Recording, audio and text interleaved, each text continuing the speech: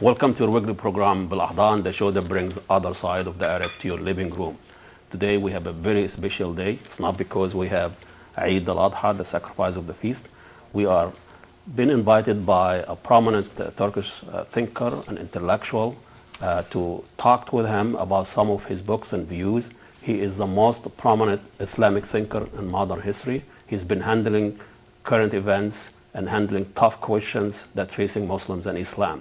Wrote numerous books, hundreds of movies, and hundreds of articles. He's been invited by so many worldwide media.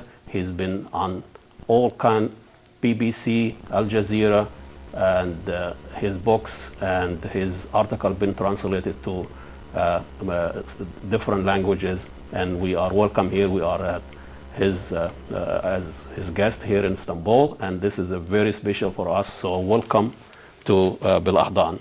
And Bil-Ahdan means with open arms, so we are open our arms to you. Hoş bulduk. Şeref duydum.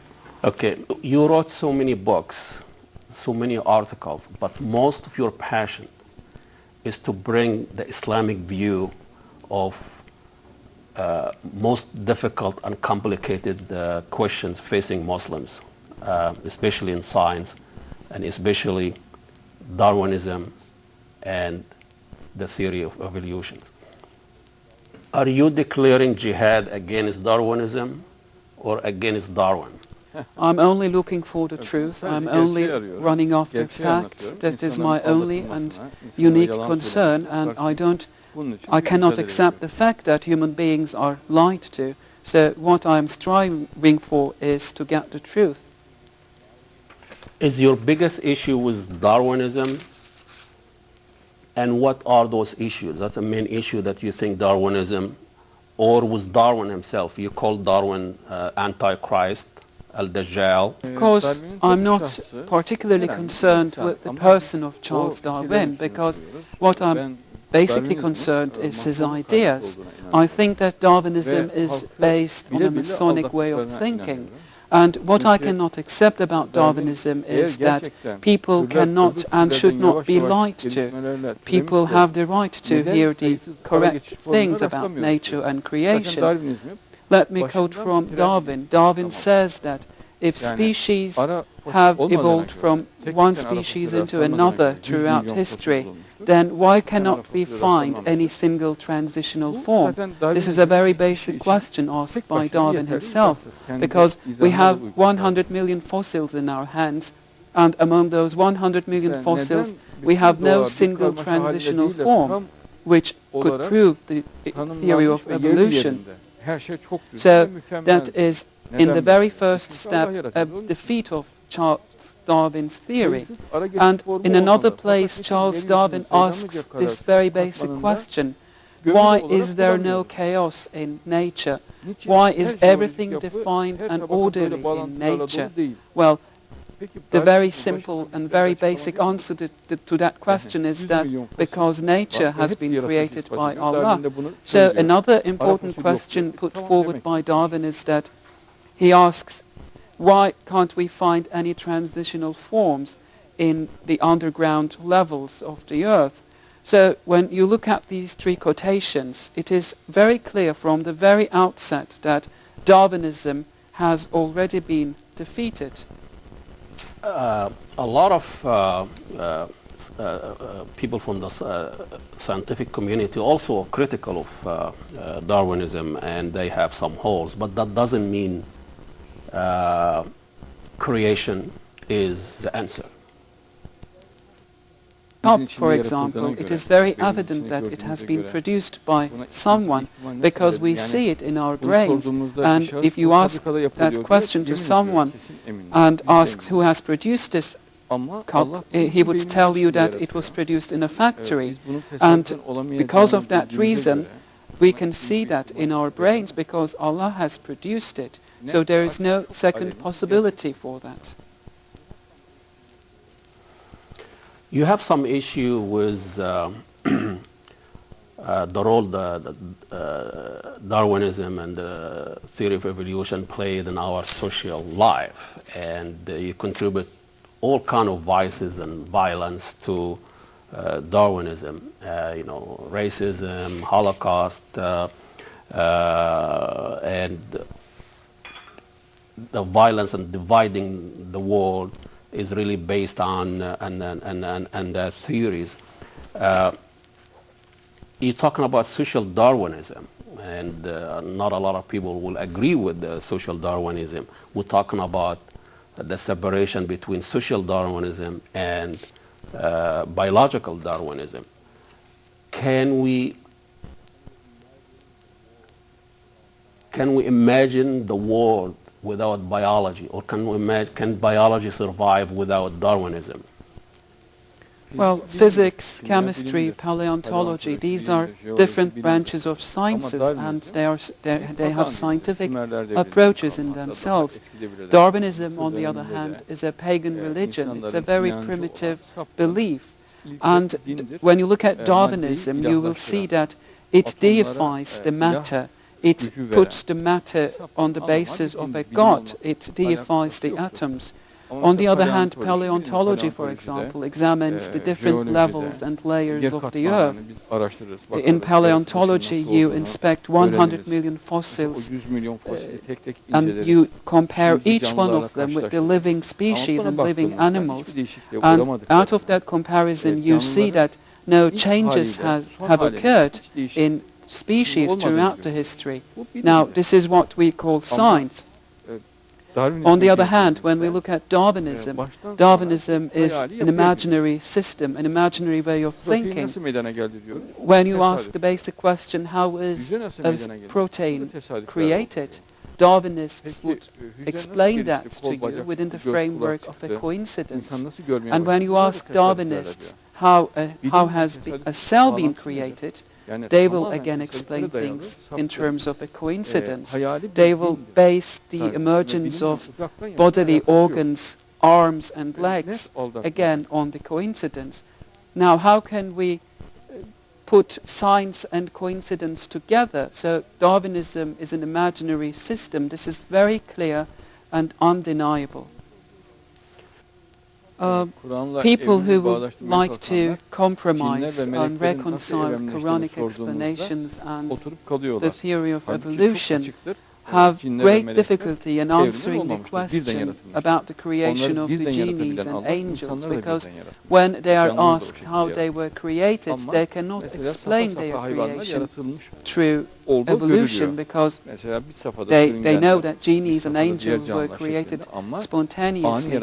On the other hand, when we look at other animals, other species like reptiles and human beings, we can see different levels and different groups.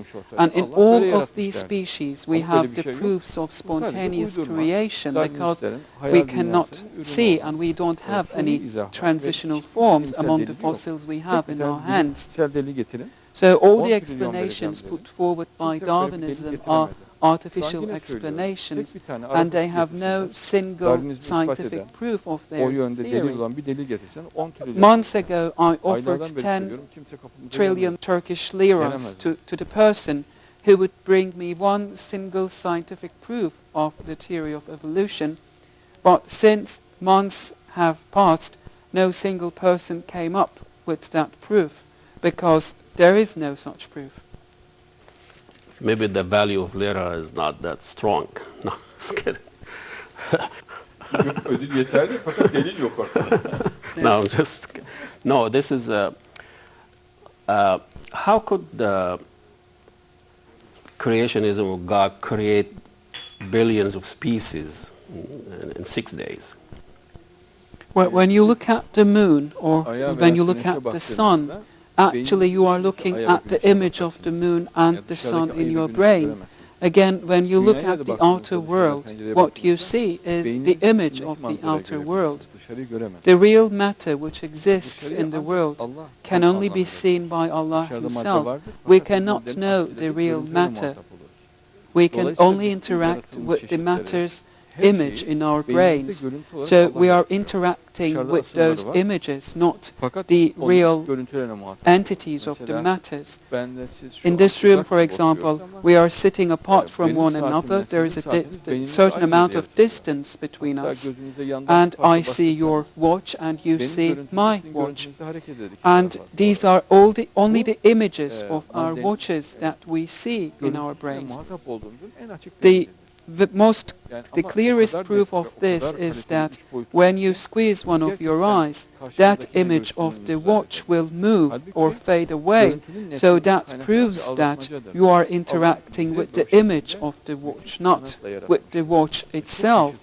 So the world is becoming aware of this fact newly, and they are in great shock because that image, all those images we see in our brains are very qualified images.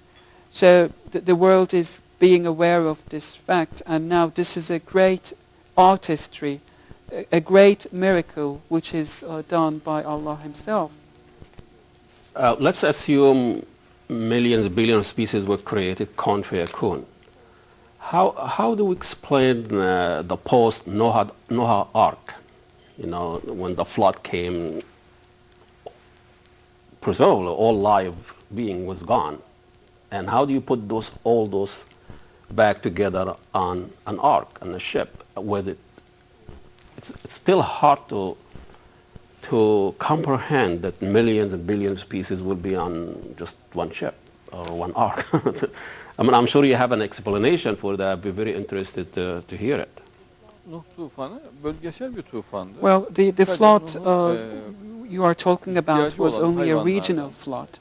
So Noah was told by Allah to take with himself the animals which he would be in need of during that flood. So the animals that he took into his ark were only animals which he could use in agriculture or for purposes of nurturing himself. So when you look at the animals which were taken into that ark,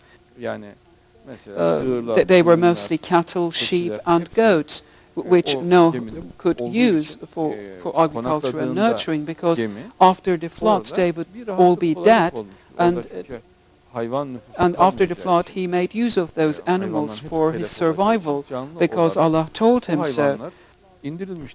So the flood of Noah was only a regional flood. It did not contain the whole world. Well, I thought they said everything on earth, but one of your biggest issues evolution is it has no soul, has no moral. And do we have to have religion or God to have moral? Well, a lot of people don't believe in God. A lot of people not afraid of punishment. If they believe in God, they don't even believe in punishment, but they still do good without fearing God. So doing good doesn't necessarily approve of creation, or you don't have to have God or religion to do good. Because to secure your survival, you have to be good to others so they can be good to you. Like Darwin talked about the selfish genes, you know, that one survives so they develop some kind of artistic cooperative to other species. We have to look at the practical lives of people who call themselves non-believers, or who tell us that they don't believe in God.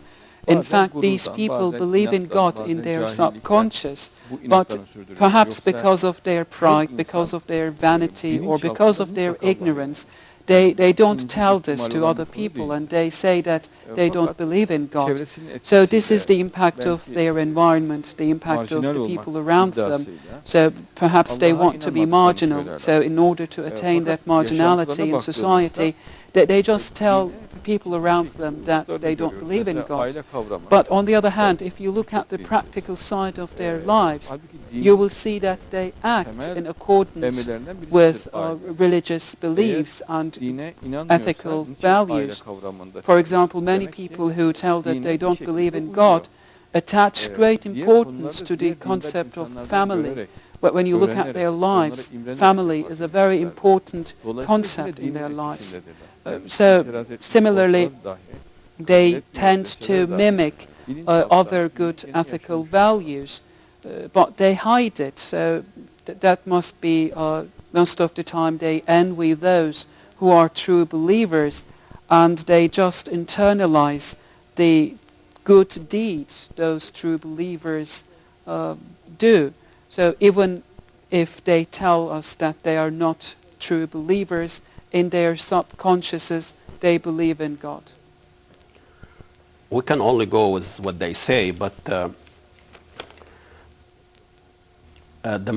Muslim world, the Western world now in big crisis with financial institution collapsing and mortgage and economy, and they are desperately looking for a different model, and the end of capitalism as we know it might be at hand.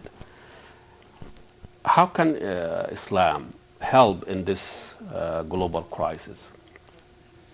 First of all, Islam is a religion of perseverance and true belief. So if you have perseverance and belief, that would leave no room to panic, because panic is a force which triggers such crises in the world. We need to get rid of that panic. And the second important point is that we have no financial interest in Islam. We need to get rid of interest. And the third point is that in Islam we have people helping one another. People are encouraged to help one another. People are encouraged to give money and financial aid to one another. And we also need to nullify and eradicate the debts of people. And this crisis is a very important sign of the end of times. It is a sign of the coming of Mahdi and the resurrection of Jesus Christ. So this financial crisis is one of the biggest incidents which will sign at these two important events. And this financial crisis will last for 7 years. It has started in 2007 and it will end in 2014, if I'm not mistaken. Allah knows the best, of course. So in order to get rid of that financial crisis, we need to nullify the financial interest. We should not have any interest any longer. We need to decrease the amount of taxes inflicted on people. We need to eradicate the debts of people. And another important thing we need to do is to attach great importance to agriculture and industries of nurturing and animals. So all industries and markets related to these areas need to be supported so as to be able to get rid of this financial crisis. These are very vital things. So this would ease and diminish the biggest danger which is approaching. Another important point is that we have to better and amend the situation of hospitals. We need to offer free examinations, free medical examinations to poor people, and for those who are rich, they need to pay very little amounts of money for medicines and medical examination. So the services of medicine and health services in society need to be either very cheap or they need to be free. So these main points would solve the problem of the big financial crisis we are in. But the problem will really be solved during the time of the Messiah and with the coming of Jesus Christ. And after the coming of the Messiah, the world will enter into a very wealthy period. It would be an age of peace and great wealth, to the extent that this is written in religious texts. In that age, when people are offered financial aid or with sums of money or any property, they will feel ashamed to accept it because there will be such abundance. So we are moving towards Mahdi's coming and to the age when Islam will rule the whole world. You're quite aware now of the first African-American president elected in the United States, and he assembled the greatest brain in the United States to try to deal with this problem. But I don't see any Muslim on his team, in spite of the fact he has some knowledge and tradition of Islam. His father was Muslim, his name was Hussein. With a few, would you have wanted that you see some Muslims, a scholar or Muslims thinking in his cabinet or his team? At least they give him different take, different perspective on this global problem. Well, Obama cannot do anything like that because he's under a very great pressure. This economic crisis is a miracle. It's a sign which shows us the fact that the end of times are approaching and the Mahdi and the resurrection of Jesus Christ is approaching. This is the end of times, and as you know, since the creation of this earth up to the time of the end of times, everything is predestined and everything is written in our fates. As you know, the world was created 15 million years ago after a big explosion, which is also explained in the Quran, and the world was created from nothing. Again, the Quran tells us this. So from the very beginning up to this time and until the very end, everything that will happen is already written down. So Bush lived his fate, and in the afterlife, Bush will have to justify and answer for his deeds. Bush, on the other hand, as I know him, is a person who believes in God, and he doesn't believe in Darwinism. These are very important things. But as for criticizing him, he could have behaved the Afghani and Iraqi people more benevolently and more lovingly. So this was his mistake. He was in error in that line. So this level, which will be following this one, will be a brighter future, and these problems will be solved after this level. You see the Islamic Enlightenment. What is the Islamic model that we can look up to now? In Turkey and in many other countries as well, if we compare the times, for example, the 1970s, in the 1970s, the amount of people who believed in Allah in Turkey was only 30%, and 70% of the Turkish population used to believe in Darwinism. But now these amounts have changed, and today 90% of the Turkish population believes in Allah, and people no longer believe in Darwinism. This is a great advancement. This is a miracle in itself, and we have been seeing the effects, the influence of this change of belief in politics as well. The effect is that a very qualified, a new spirited Muslim society is emerging, and these developments will go on in the future as well. And the Turkish and Islamic Union is acting very fastly to reach its completion. Very serious steps have already been taken to form this Turkish Islamic Union. Of course, I cannot give you the whole details of these steps approaching for the Turkish Islamic Union, because that would be too time-consuming for a program.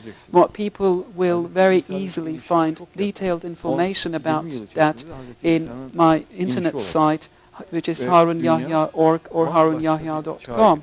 So in 10 years' time, the whole world will be ruled by the Islamic ethics.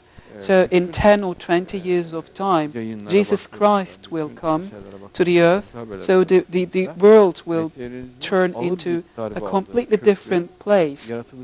In Europe, for example, we have already been witnessing pieces of news and other articles which is being published in the media which talk about the demise of materialism and the advent of creationism. So you will see that everything, all of these will come true in 10 or 20 years' time. More than 80 years ago, a great Turkish leader, the founder of Mother Turkey, really transformed the country, the culture, the economy by, some might say, you know, keeping Islam at the mosque and out of science and out. Now, do you feel you have destiny to correct that and bring Islam back to our daily life and our...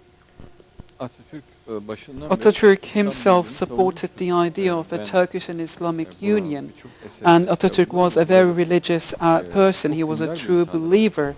He did not believe in Darwinism, and he closed down the Masonic lodges in Turkey, for example, and he knew that communism was a great threat for Turkey, so he was a perfect advocate of the Turkish Islamic Union. So our ideas are in complete parallel with Atatürk.